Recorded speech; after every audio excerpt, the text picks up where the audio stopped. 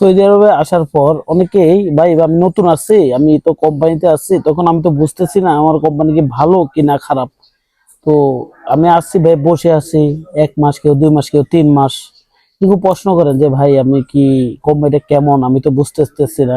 ঠিক আছে, তাদেরকে ভাই তিনটা তিনটা জিনিস বলছি, এই তিনটা জিনিস যদি ঠিক থাকে তাহলে আপনার কোম্পানিটা মোটামুটি ভালো আছে। ঠিক আছে, দেখেন, এই দেখেন, এটা কি দেখছেন, এটা হচ্ছে আকামা। ঠিক আছে, ঢাকা, এটা কি দেখছেন, পাসপোর্ট। এই যে আমার নিজের 3টা পাসপোর্ট, আমি প্রায় 9 বছর ধরে সৌদি আরব আছি। এই যে পাসপোর্ট 3টে, এখন একটা দুইটা 3টে হয়েছে আমার কাছে, প্রায় 3টে পাসপোর্ট হয়েছে আমার কাছে পুরো। এই 3টা পাসপোর্ট অল টাইম আমার কাছে থাকে। ঠিক আছে, অল টাইম আমার কাছে 3টা পাসপোর্ট থাকে।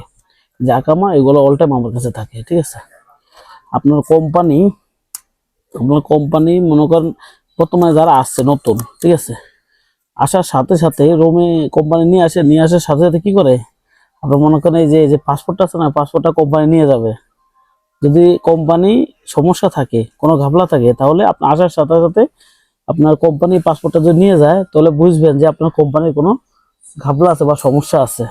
ঠিক আছে, বা আরেকটা মনে করেন যে আকামা দেখছেন না, অনেক কোম্পানি আছে এই আকামা অরিজিনাল কার্ড দিবেন আপনাকে।